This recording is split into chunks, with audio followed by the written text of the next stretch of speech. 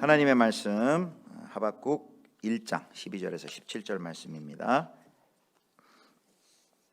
하박국 1장 12절에 17절 1302쪽쯤 됩니다. 자, 교독하겠습니다. 선지자가 이르되 여호와 나의 하나님 나의 거룩한 이시여 주께서는 만세 전부터 계시지 아니하시니까 우리가 사망에 이르지 아니하리이다. 여호와여 주께서 심판하기 위하여 그들을 두셨나이다. 반석이시여 주께서 경계하기 위하여 그들을 세우셨나이다. 주께서는 눈이 정결하심으로 악을 참아 보지 못하시며 패역을 참아 보지 못하시거늘 어찌하여 거짓된 자들을 방관하시며 악인이 자기보다 의로운 사람을 삼키는데도 잠잠하시나이까. 주께서 어찌하여 사람을 바다의 고기 같게 하시며 다스리는 자 없는 벌레 같게 하시나이까. 그가 낚시로 모두 낚으며 그물로 잡으며 두망으로 모으고 그리고는 기뻐하고 즐거워하여 그물에 제사하며 투망 앞에 분향하오니 이는 그것을 힘입어 소득이 풍부하고 먹을 것이 풍성하게 됨이니이다. 그가 그물을 떨고는 계속하여 여러 나라를 무자비하게 멸망시키는 것이 옳으니까. 아멘. 할렐루야. 네, 오늘 또 하박국 네 번째 시간으로 함께 말씀을 나누게 되었습니다. 여러분, 지금 이제 오늘까지 네 번째 하박국서를 함께 나누고 있는데요. 여러분들 하박국이 살던 시대가 어떤 시대였는지 여러분들이 지금 머릿속에 좀 그림이 그려지시는지 모르겠습니다. 오늘 하박국이 살던 시대를 가지고 오늘의 말씀을 함께 좀 시작했으면 좋겠어요. 우리는 머릿속에 성경의 시대를 우리가 살던 시대랑 비슷한 시대 혹은 완전히 다른 시대, 이렇게 양극단으로 보는 경향이 좀 있는 것 같습니다. 하박국이 살던 시대는 우리가 살던 시대와 비해서 고대이고, 그러다 보니까 많은 것들이 느리고 변화도 적고 나름대로 평온하고 살기 쉬운 그런 시대가 아니었을까. 마치 아름다운 자연 속에서 누리는 전원생활 같은 이런 어떤 상상을 하는 분들도 있습니다. 아니면 반대로 아주 극단적으로 어렵고 삶의 환경이 너무 힘들고 먹을 것이 없고, 우리가 어느 쪽이든 간에 이런 양극단의 이미지들은 우리가 성경의 시대를 그리고 이 말씀을 우리의 삶에 적용하는데 왜곡을 가져와요. 그래서 오늘 우리가 이미 앞 시간에 조금 다루었고 했지만 다시 한번 하박국의 시대를 좀 다루면서 오늘 말씀을 들어가려고 합니다. 하박국이 활동하던 시대는 대체로 그 남유다의 요시야 왕과 그의 아들이었던 그 여호야김 왕이 통치하던 시대. 그래서 주전 7세기에서 6세기 초로 추정하고 있습니다. 우리 하박국 첫 번째 시간 때 이걸 나눴었어요.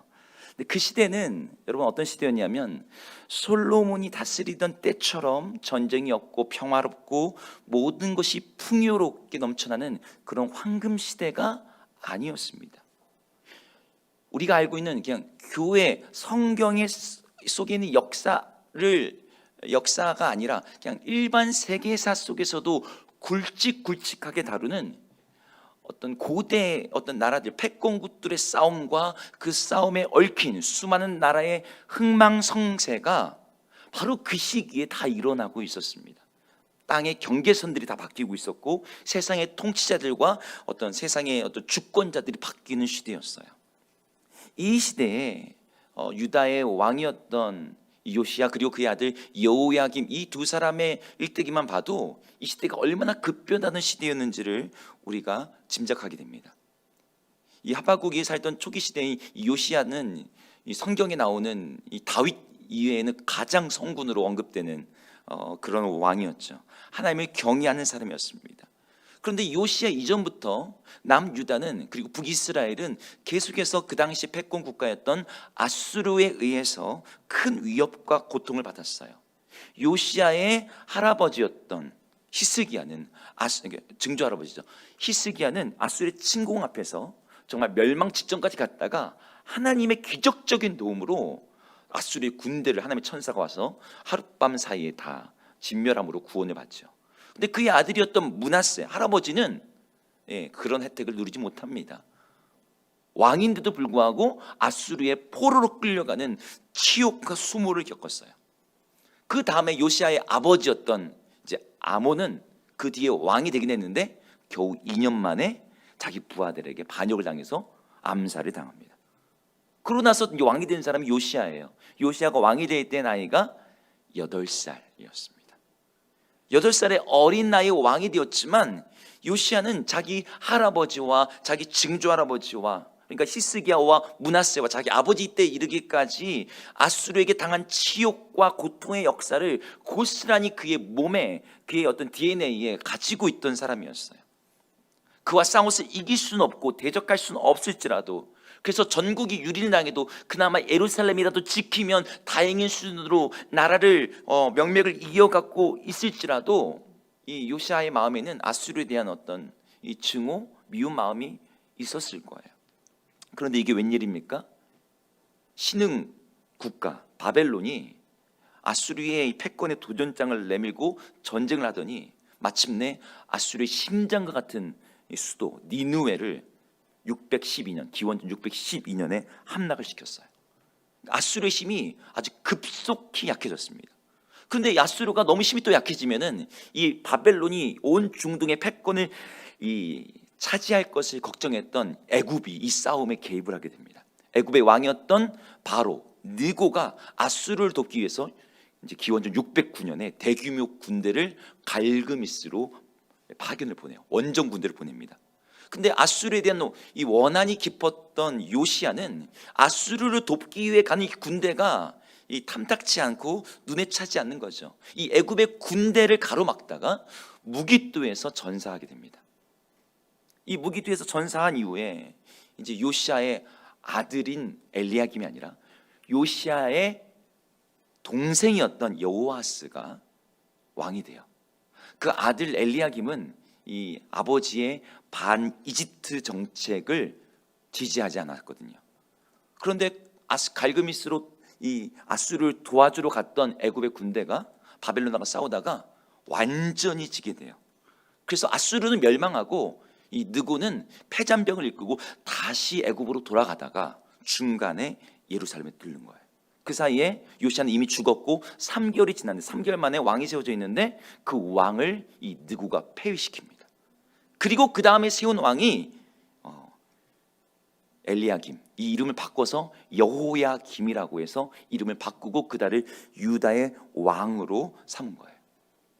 여호야김이 이렇게 우여곡절 끝에 애굽의 입김으로 왕이 되었다 보니 당장은 전쟁에서 이긴 바벨론에게 조공을 보내다가 3년쯤이 지나서 애굽이 다시 힘을 찾고 군대를 회복하니까 배신하고 애굽에 붙었어요. 이때 바벨론 침공해서 유다를 함락시키고 여호야김을 죽입니다. 이게 바벨론의 1차 침공이에요. 그리고 나서 두 명의 왕이 어찌어찌 유다의 어떤 나라의 명맥을 이어가긴 하지만 불과 10년이 지나지 않아서 유다는 완전히 역사 속에서 사라지게 되죠. 바로 이렇게 엄청난 국제적인 변동과 이 정세의 변화 속에서 이 하박국이 오늘 활동하고 있었던 거예요.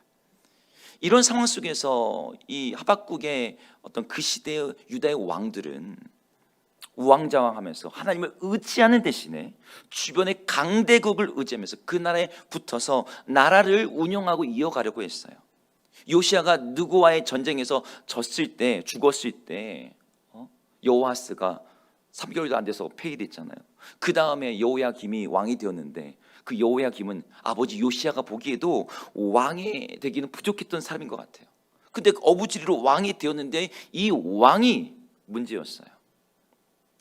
어떻게 왕이 되었는지, 왕의 정통성이 있는지 없는지가 문제가 아니라 정말 문제는 그가 하나님 보시기에 어떤 왕이었냐는 거죠. 여호야김은 11년 동안 남유다를 다스렸지만 열왕기상에는 그의 통치에 대해서 겨우 2줄이 나옵니다. 중요한 시대거든요. 근데 겨우 2줄밖에 안 나와요. 열왕기상 23장 26절에는 여호야김이 왕이 되었을 때 25살이었다. 그의 엄마 이름은 누구였다? 그게 전부. 37절 가서는 이렇게 말합니다. 37절을 한번 같이 읽어볼까요? 읽겠습니다. 시작. 여호야김이 그의 조상들이 행한 모든 일을 따라서 여호와 보시기에 악을, 여호야김에 대한 하나님의 평가는 악했다는 거예요. 여호야김 통치 시대에 그가 행했던 악에 대해서는 에레미야서에서 잘 나오는데 선지자 우리아를 죽이고 하나님의 성전에서 우상 숭배를 하고 에레미야를 통해서 전해진 하나님의 말씀을 막 불사르고 거부했던 왕이 여호야김이었어요. 부정과 박해와 불의로 가득 찬 어떤 그것으로 통치하는 사람이 여호야김. 그래서 이 여호야김에 대해서는 열왕기상이 2절로만 기록하면서 하나님 앞에서 언급할 가치도 없는 사람이었다라고 말하는 거죠. 여러분, 왕이 영적으로 도덕적으로 왕의 어떤 모습이 한 시대를 측정하는 표본이 되는 어떤 성경의 역사를 우리가 감안할 때 여호야김이 그랬다는 것은 그 시대가 그렇게 악했다라는 것을 우리에게 보여줍니다. 이미 앞서 하박국서 1장 1절, 2절, 3절, 4절에서 보았지만 남유다의 시상은 아주 참담했어요. 강포하고 폐역하고 겁탈과 강포가 넘치고 율법이 해이해지고 정의가 전혀 실현되지 않고 악인이 의인을 애워싸는 모습, 하나님 대신에 또 다른 강대국을 우상 삼아서 그것을 의지하는 유다의 어떤 모습은 하나님이 열방 가운데 세우신 제사장 나라는커녕 악하고 범죄한 이방 나라와 크게 다를 바가 없었습니다. 하박국은 그러한 유다의 모습을 보면서 하나님 앞에 부르짖고 기도했던 거죠.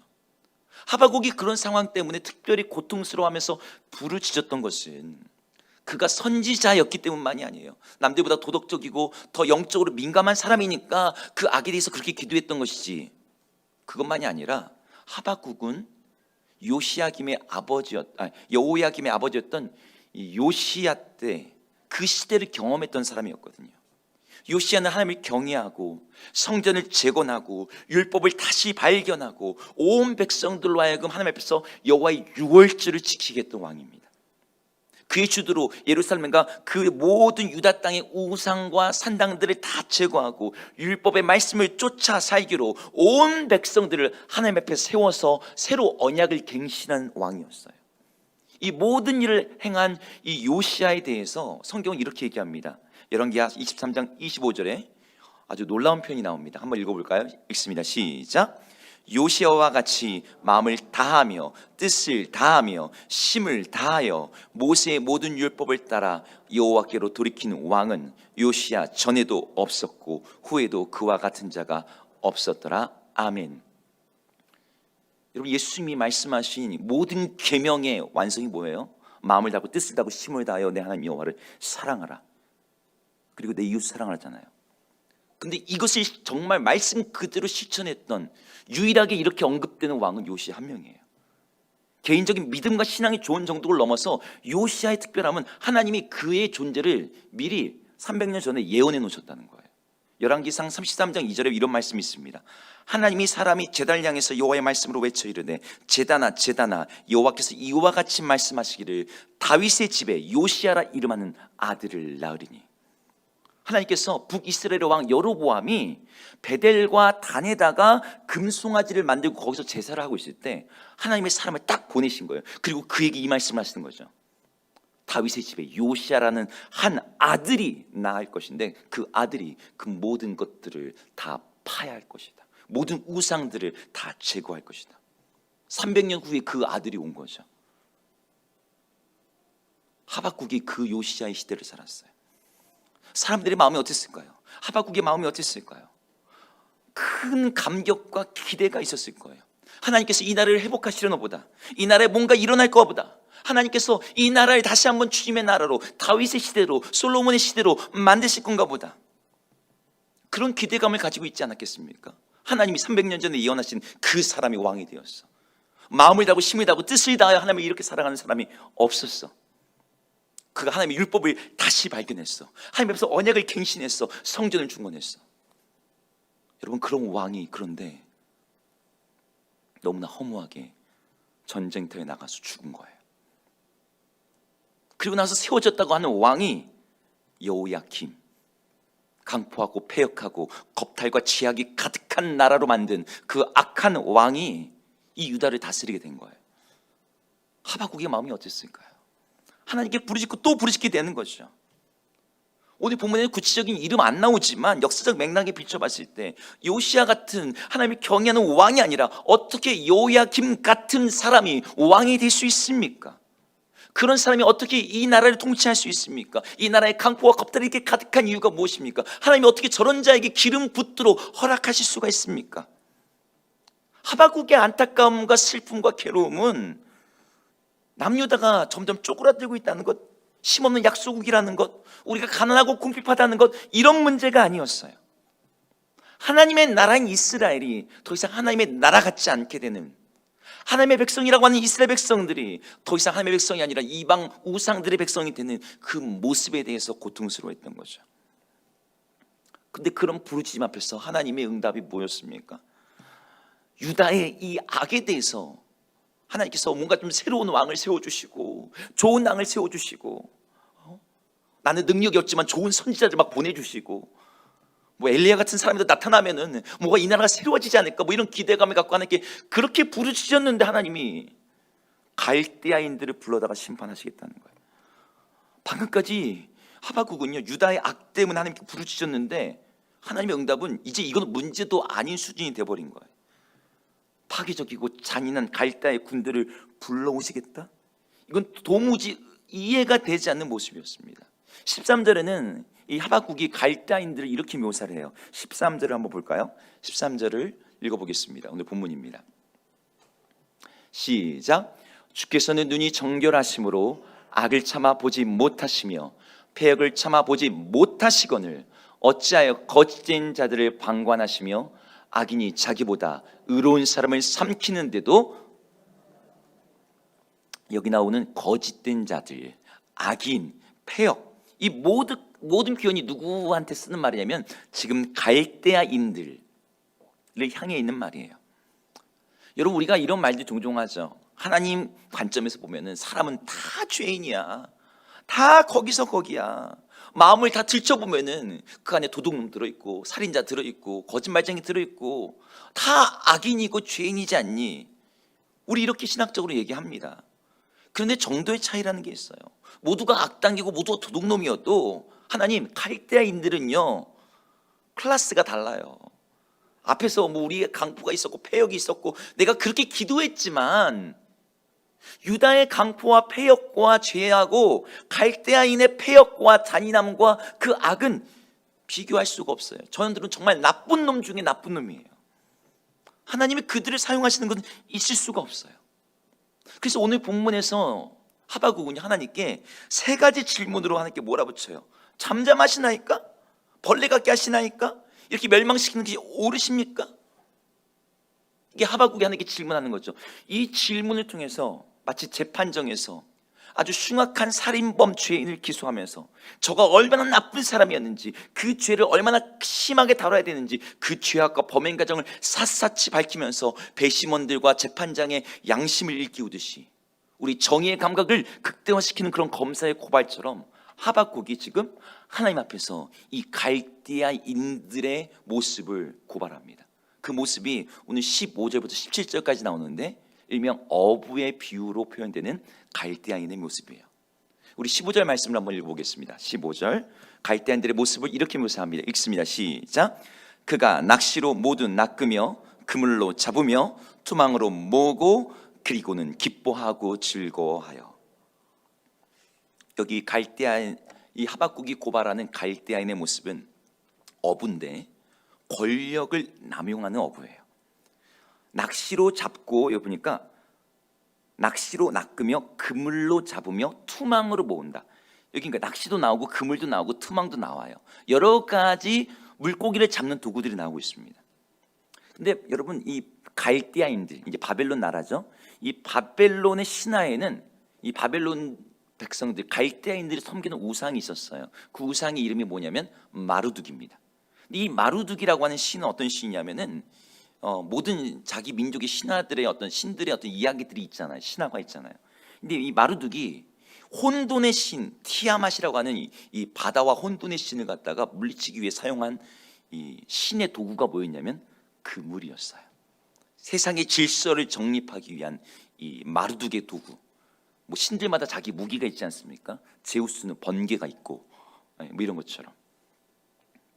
근데 이 마루둑 신의 이 그물을 가지고 마치 세상의 혼돈을 이렇게 다스렸던 것처럼 바벨론이 지금 금을 가지고 이 세상에 뭔가 일을 하는데 그 모습이 어떤 모습이었냐면은 모든 것들을 다 낚고 잡고 끌어모으고 있대요. 사실 그 금을 바벨론이 사용하는 군대와 힘 누가 주신 거죠? 하나님이 주신 겁니다. 아수르를 갖다가 멸망시키고 심판하시기 위해서, 교만한 애굽을 징계하시기 위해서 하나님이 그들에게 그러한 도구와 그러한 군대와 그런 힘을 주셨던 거죠. 그런데 갈대아인들은 그 그물을 하나님께서 잡으라고 한 데만 한 것이 아니라 여기저기 큰 물고기만이 아니라 정말 새끼 물고기까지 다 끌어서 잡아서 정말 씨를 말리고 있다는 거예요. 그 권력을 남용하고 있는 악한 어부인 거죠. 방금 읽은 또 15절에 보면 이렇게 말합니다. 그리고는 기뻐하고 즐거워요. 낚시로 모든 낚고 그물로 잡고 투망으로 모으고 그리고는 기뻐하고 즐거워한다. 여기서는 이 자기가 하는 그런 모든 행동을 즐거워하는 어부의 모습이에요.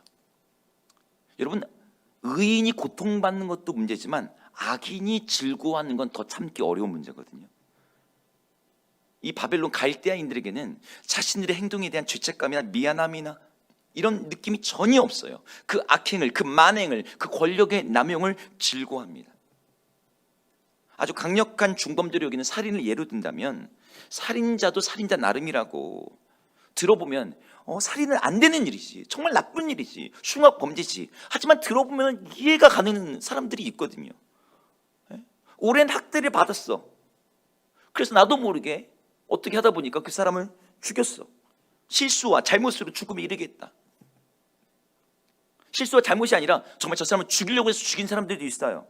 근데 그 뒤에는 또 어떤 앙심과 원한과 미움이 있어서 그래, 그래서 죽였구나, 이해가 되는 수 있습니다.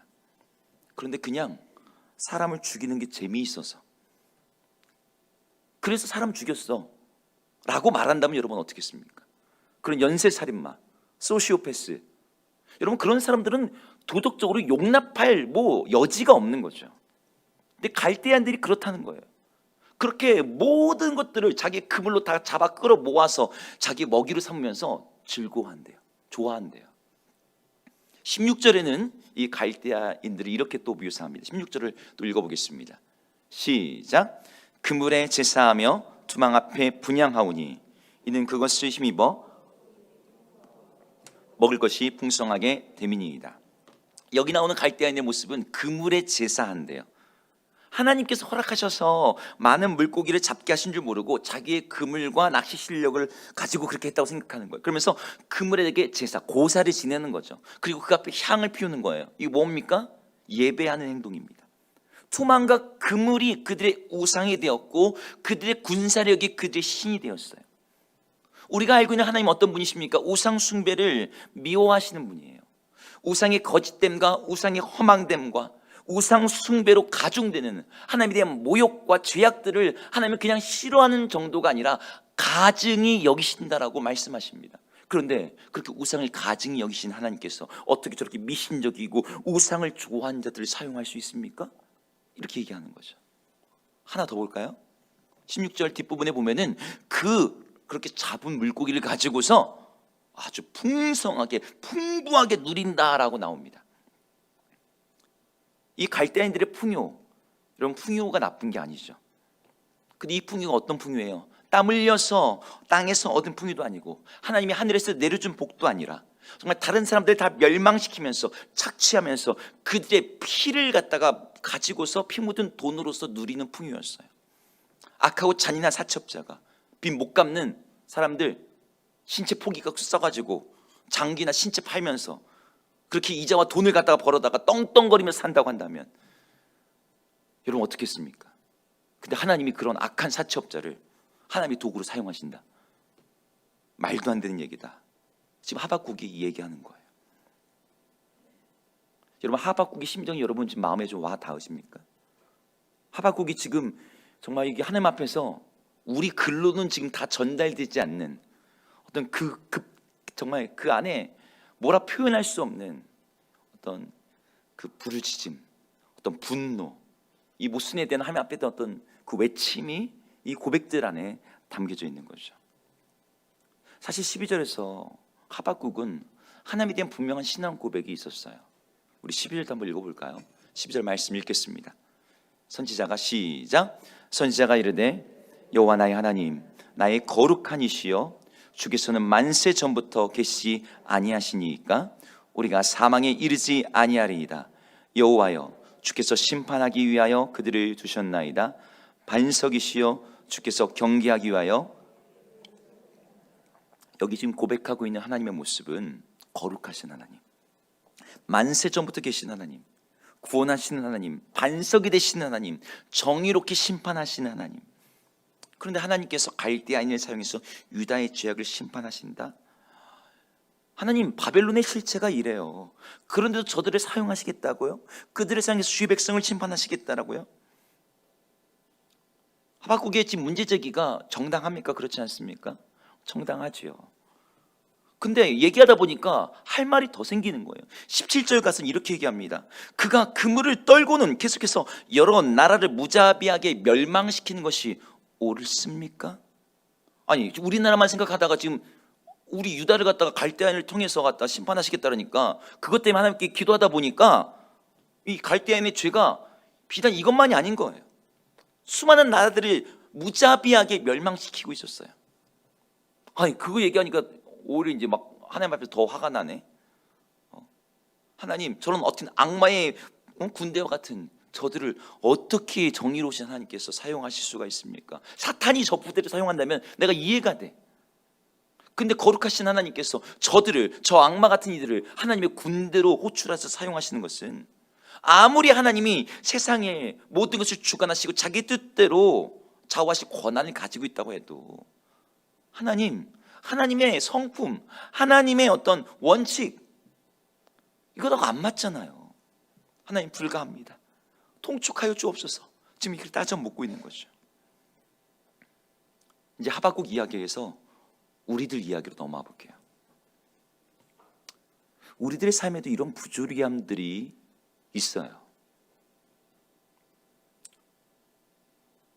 우리가 믿는 것과 우리가 사는 현실 속에는 큰 괴리가 있습니다. 신앙과 현실 사이에 괴리감이 있어요. 우리가 믿고 있는 하나님과 우리가 실제 사는 신앙의 삶의 여정에서는 다른 모습들이 나타납니다. 그 사이에서 우리는 모순된 것들을 발견하게 돼요. 만약에 우리 삶 가운데 신앙의 괴리감과 모순을 하나도 느끼지 못하고 있다면 그 사람은 죽은 사람이거나 아니면 깊은 영적으로 잠에 든 사람입니다. 정말 살아있고 깨어있다면 이 모순과 이 괴리감을 감지하지 않을 수가 없어요. 제가 간단한 예를 드릴게요. 우리가 믿는 믿음의 내용 가운데 우리가 고백한 하나님은 전능하신 하나님, 모든 게 가능하신 하나님, 우리를 정말 사랑하신 하나님이에요.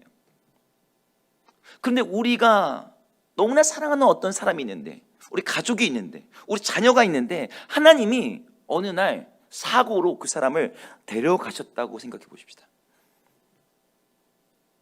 하나님 막으실 수 있었어요. 하나님이 도와주실 수 있었어요.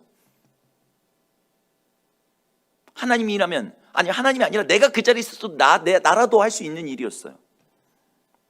하나님 날 사랑하시는데, 하나님이 능히 하실 수 있으면서 어떻게 내 사랑하는 가족을, 내 사랑하는 자녀를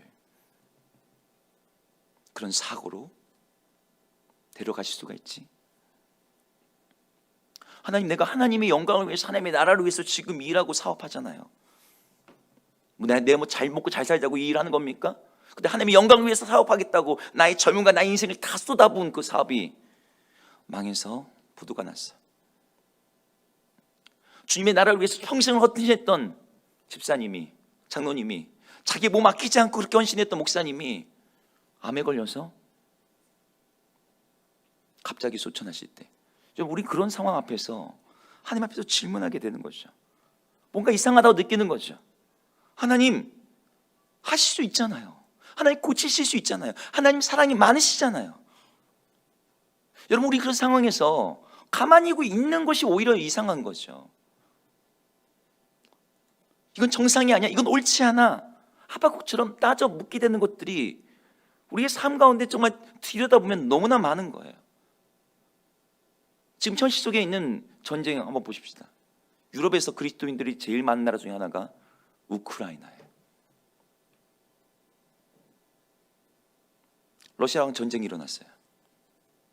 지금 전 나라가 지금 큰 어려움 가운데 있습니다. 왜 그 나라에 그런 일이 일어나죠? 유럽에서 복음주의자가 제일 많은 나라 중에 하나인데, 하나님 앞에서 정의의 문제를 제기하게 되는 거죠.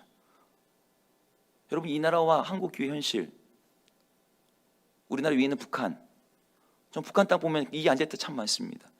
어떻게 저런 악한 왕들이 70년에 걸쳐서 3대 4대에 걸쳐서 어떻게 체제를 저렇게 공고하면서 소비에트 연방도 무너지고 악한 나라 다 무너지는데 어떻게 저 나라는 저럴까? 하나님 앞에서 우상을 전국에 수천 개를 세워놓고 있는 나라, 하나님의 백성을 그렇게 핍박하고 그들의 피를 흘리게 한 나라가 어떻게 저렇게 멀쩡하게 있지? 우리는 그런 질문 하나님께 던질 수 있는 거죠. 그런데 이런 괴리와 이런 모순 앞에서 사람들은 그걸 하나님 앞에 가져가긴 대신에 다른 방식으로 그걸 해결하려고 합니다. 그 중에 하나가 피하기예요.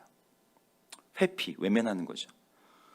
우리의 현실을 외면하고 우리의 문제를 외면합니다. 현실을 도피하는 거예요. 문제가 없는 것처럼, 뭐 세상 잘 돌아가고 있잖아.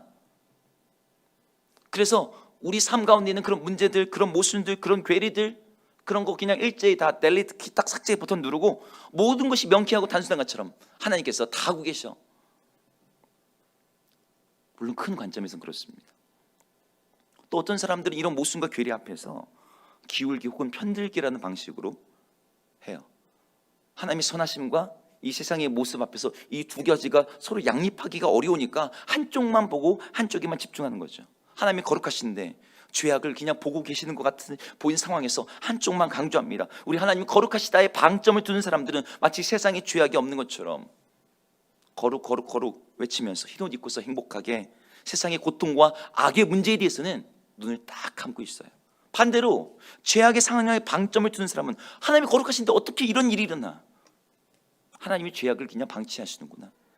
나도 껴서 그 죄악을 당연시하고 죄악을 즐기고 하나님의 거룩하신 심판에 대해서는 눈을 감아버려요.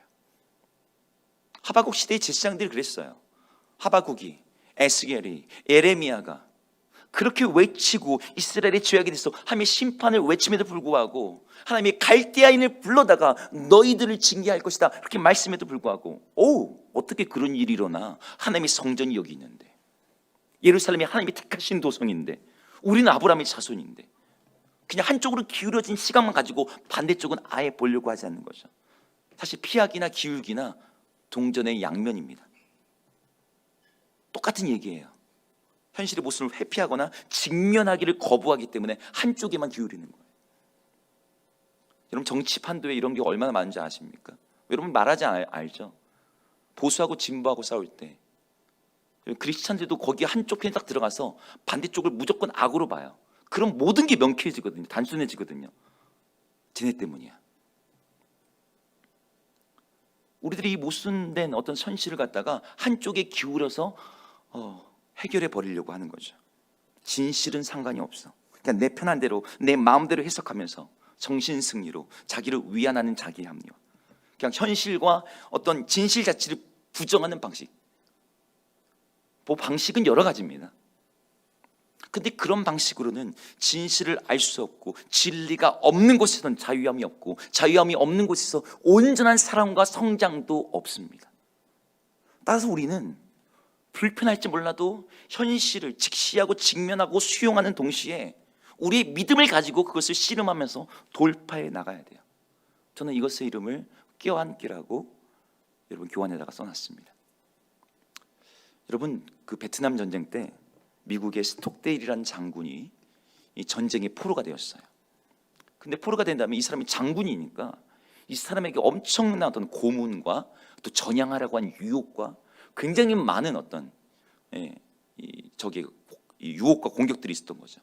근데 이 스톡데일이 이 동료 포로들을 지킨 일을 굉장히 합니다. 근데 이 사람이 이제 전쟁이 끝난 다음에 이 조약 가운데 석방된 다음에 인터뷰를 할 때 인터뷰 가운데 이런 내용이 있었어요. 수용소 생활에 어떤 견디게 됐던 어떤 원동력이니 뭐 이런 얘기를 하다가 수용소 생활을 견디지 못한 사람들, 죽은 사람들 이야기를 하면서 대부분이 낙관론자들이 죽었다는 거예요. 여러분 이상하죠? 나 언젠가 집에 돌아갈 수 있을 거야 라고 생각하는 사람들이 오히려 죽었다는 거예요. 추수감사절이면 석방되겠지, 성탄절에는 집에 갈 수 있을 거야, 이렇게 막연한 기대를 가지고 있던 낙관론자들이 실제로 그 시기가 지났는데 여전히 석방이 안 되고 그 정글에 깊은 늪 같은 그런 감옥에서 있다 보니까 절망해서 헤어나오지 못하고 마음이 상심돼서 죽었다는 거예요. 그런데 크리스마스가 돼도 추수감사절이 돼도 우리는 이 수용소에서 나가지 못할 거야. 그 잔혹한 현실을 그대로 받아들이는 거예요. 그럼에도 불구하고 우리는 끝까지 살아남을 거야. 이 흔들리지 않는 믿음을 버리지 않는 그 사람들만 그 수용소에서 살아남았다라고 인터뷰를 했습니다. 마찬가지예요. 어느 한쪽을 포기하는 게 아닙니다. 우리 현실을 부정하거나 신앙을 포기하는 것이 아니라 우리 참된 신앙의 성장과 믿음의 진보는 우리가 살고 있는 이 잔인한 현실을 그대로 받아들이면서 하나님께서 갈대아인을 통해서 악을 징벌하시는 우리 상황이 이해되지 않는 그 현실을 그대로 받아들이면서도 여전히 우리 하나님은 선하시고 하나님의 방법은 옳으시고 우리 하나님은 거룩하시다라는 그 믿음을 붙잡는 자들이 신앙의 진보가 일어나요. 악한 현실을 도피하거나 외면하거나 하나님 보이지 않는 상황 속에서 내 마음대로 막 편집하면서 하나님을 위하는 양, 하나님 무슨 생각이 있겠지 합리화하고 정당한 대신에 있는 그대로 직시하고 직면하고 수용하는 것이 껴안는 것입니다. 우리의 현실을 우리의 신앙과 신학으로 짜 맞추기에는요, 우리의 현실은 너무나 복잡하고 우리의 신앙은 너무나 단순하고 빈약합니다. 이런 때 우리가 해야 될 일은요, 복잡한 현실을 이것저것 잘라내면서 내 취향대로 짜 맞추는 것이 아니라 하나님, 내가 이거 다 이해할 수가 없네요. 내가 다 풀 수 없네요. 그 어려움과 복잡함을 그대로 인정하는 거예요. 왜 이렇게 되는지, 어떻게 되는지 알지 못하지만 하나님, 내가 이 현실을 인정합니다. 그러나 그게 절망하고 포기하는 거랑은 전혀 다른 얘기죠. 내가 할 수 없으니까 내버려 두겠다는 것이 아니라, 내가 이해할 수 없으니까 방치하겠다는 것이 아니라, 그것을 가지고 여전히 씨름하면서 우리 하나님께는 답이 있고 우리 하나님이 이 문제를 해결하실 수 있고 우리 하나님이 여전히 선하시다는 그 믿음을 가지고서 하나님의 계획과 도움을 구하는 것이 바로 껴안기라는 거예요. 하박국이 했던 것이 바로 그것입니다. 오늘 본문의 12절에서는 하나님을 고백해요. 근데 그 뒤에서는 질문합니다. 하나님에 대해서 질문만 하는 게 아니라요, 하나님이 이런 분이십니다라는 고백이 함께 동반되는 거예요. 우리가 1강에서 하박국의 이름의 뜻 여러분 기억나십니까? 하박국의 이름의 뜻이 껴안다, 끌어안다라는 뜻이에요. 하박국은 정말로 끌어안는 자, 껴안는 자였어요. 모순을 회피하거나 외면하지 않고 현실을 왜곡하거나 현실을 부정하지 않고 그 문제를 그대로 껴안는 사람인 거죠. 하나님, 하나님의 백성이, 하나님의 나라가 어찌 이 모양입니까? 정의롭고 거룩하신 하나님께서 어떻게 이걸 방치하십니까? 하나님에 대한 신앙 고백을 하면서도 삶의 현장의 부조리를 가지고 질문하는 거예요. 그 괴로움, 그걸 여전히 두 개 다 붙잡고 있으니까 힘들죠. 근데 그걸 여전히 붙잡고서 신앙도 포기하지 않으면서도 이 현실의 문제 앞에서 왜 현실이 성경대로, 하나님의 말씀대로 움직이지 않는가를 질문했어요. 그 질문에 대한 답은 다음 시간에 하박국 2장에 나옵니다. 다른 성경에 나오죠. 아모스서에 보면 하나님께서 분명하게 응답하십니다. 갈대아가 유다보다 더 악하다는 거, 그래, 도덕적으로 눈에 딱 놓고 보면 맞아. 갈대아가 더 악하지. 그런데 이스라엘이 더 악한 거야. 왜? 다른 이방 족속보다 내가 너에게 더 많은 걸 줬잖아. 내가 너에겐 율법을 줬잖아. 너희가 모든 족속에서 나의 소유, 나의 보물이 되게 하겠다고, 너희는 나에게 제사장 나라 되게 하겠다고, 거룩한 백성이 되게 하겠다고 내가 너희들을 특별히 부르고 너희들 가운데 기름 부은 왕을 세우고 선자를 보내고 그랬잖아. 쟤는 5억을 뇌물로 받았는데 난 500만 원밖에 안 받았잖아요. 근데 500만 원 받은 거 가지고 문제를 제기하면 진짜 이거 너무 치사한 거죠. 아니야, 너네들은 아예 500원도 받아서는 안 되는 사람들이야. 왜? 내가 너네 5억이 뭐야? 500억 줬잖아. 하나님께서 그 말씀을 아모스 선지자에게 대답하십니다. 하지만 이 대답은 이제 다음 시간에 더 나누시고요. 저는 오늘 1장에서 마칩니다. 1장에 하나님 이 하박국의 질문, 하나님 이게 옳습니까? 로 오늘 끝났어요. 그리고 우리는 아직 2장은 안 읽었습니다. 우리는 아직 답이 주어지지 않았어요. 우리 삶의 모순과 괴리에 대해서 여전히 우리는 질문과 물음표를 가지고서 오늘 예배당을 떠나갈 겁니다. 제가 여러분들에게 여러분 인생의 답을 다 줄 수 있는 사람도 아니고 하나님이 그렇게 하시지도 않았어요. 네, 여러분 성경에 물음표로 끝나는 성경이 있습니다. 뭔지 아세요? 요나서입니다. 어떻게 악한 니느웨를, 악한 아수르를 하나님 용서하실 수가 있습니까? 그들의 악행을 모르십니까? 내가 이래서 다시스로 도망갔던 거라고요. 어떻게 저들을 회개할 수 있어요? 하나님 저들을 어떻게 사해 줄 수가 있어요? 요나가 비슷한 심정이었거든요. 근데 거기서 하나님이 이 요나의 말 앞에 이렇게 대답을 하세요. 야, 너 박넝쿨 너 그거 아꼈니? 너 박넝쿨 때문에 너 지금 이렇게 화내는 게 옳으니? 내가 죽더라도 옳습니다. 그런데 저 니느웨에는 천지분별 못하고 선악을 알지 못하는 사람들이 저렇게 많다. 수많은 가축들이 있다. 야, 너 박넝쿨 하나를 아꼈는데 내가 저들을 아끼는 것이 당연하지 아니하냐. 물음표로 딱 끝나요. 하나님의 대답이 물음표로 끝났지만 누구든지 요나서를 읽으면 하나님 마음을 알게 됩니다. 우리들의 문제, 신앙의 고민, 그것들이 아직 대답을 듣지 못한 1장과 2장 사이에 있을 수 있어요.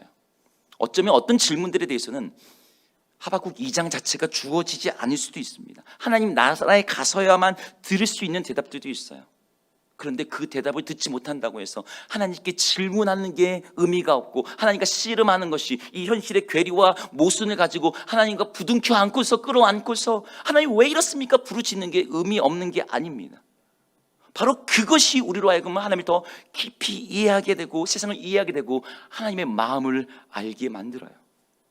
마치 야곱강가에서 하나님과 씨름했던 그 야곱처럼 그의 삶이 대답은 하나도 없는데 하나님의 얼굴을 보고 나니까 형 에서의 얼굴 보는 게 두려워지지 않았어요.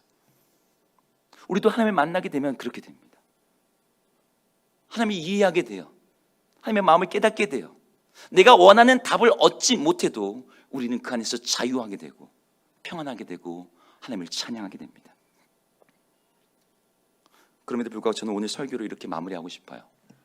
하나님께는 답이 있다는 것을. 우리는 그 답을 영원토록 알지 못하고 영원토록 이해하지 못할 수 있습니다. 하지만 하나님께는 답이 있습니다. 하나님은 그분의 뜻대로 이 세상을 주관하시고 우리 삶을 이끌어 가실 거예요. 그분에게는 명백한 답이 있어요. 지금 우리에게 필요한 것은 그 답이 뭔지를 아는 게 아니라 그 답을 아시는 하나님을 신뢰하는 것입니다. 1장과 2장 사이에서 질문과 대답 사이에서 우리가 신앙과 현실 사이에서 삶의 모순을 끌어안고서 견디고 버티고 씨름할 때 하나님은 그런 우리를 귀하게 여기세요.